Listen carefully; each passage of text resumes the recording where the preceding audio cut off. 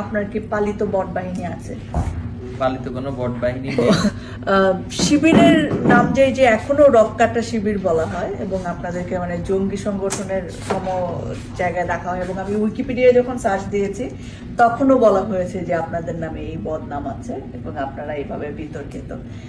সেই জিনিসটা মানে আপনি কিভাবে জাস্টিফাই করবেন? আসলে আপনারা অনেকবার উত্তর দিয়েছেন, তাও যদি আবার বলেন। এখন আমি যদি তর্কের খাতিরে ধরেই নিই যে শিবির রক কাটে, তাহলে 5ই আগস্টের পর আজকে 1 বছরের বেশি সময় অতিবাহিত হয়েছে। নিঃসন্দেহে প্রত্যেকটা ক্যাম্পাসে, প্রত্যেকটা অলিগলিতে শত শত রক কাটার, এমসি কলেজে কিন্তু অভিযোগ এসেছে যে চেষ্টা হয়েছে রক কাটার।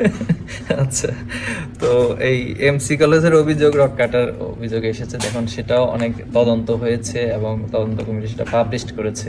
এই যে আমাদের যখন কোনো কিছু খুঁজে পাওয়া যাচ্ছে না, তখন বারবার ওই একই বিষয়গুলোকে একটা প্রোপাগান্ডা আকারে প্রচার করা, এবং সাধারণ শিক্ষার্থীরা এগুলোকে আসলে মিথ্যাই মনে করছে এবং এটা যে এক ধরনের দায় চাপিয়ে দেওয়ার যে জায়গা সেটাই মনে করছে। ওকে, আর বট বাহিনীর কথা আমি বলছিলাম একটু আগেও যে এই যে মানে আপনাদের বিরুদ্ধে সবচেয়ে বড় অভিযোগ এখন অনলাইনে আপনারা বট বাহিনী পালেন, এবং যেটা আপনাদের একটুখানি বিরুদ্ধে যায় তাদেরকে গালাগালি করে হাড়িয়ে দিয়ে ভরায় ফেলে। আপনার কি পালিত বট বাহিনী আছে? পালিত কোনো বট বাহিনী নেই।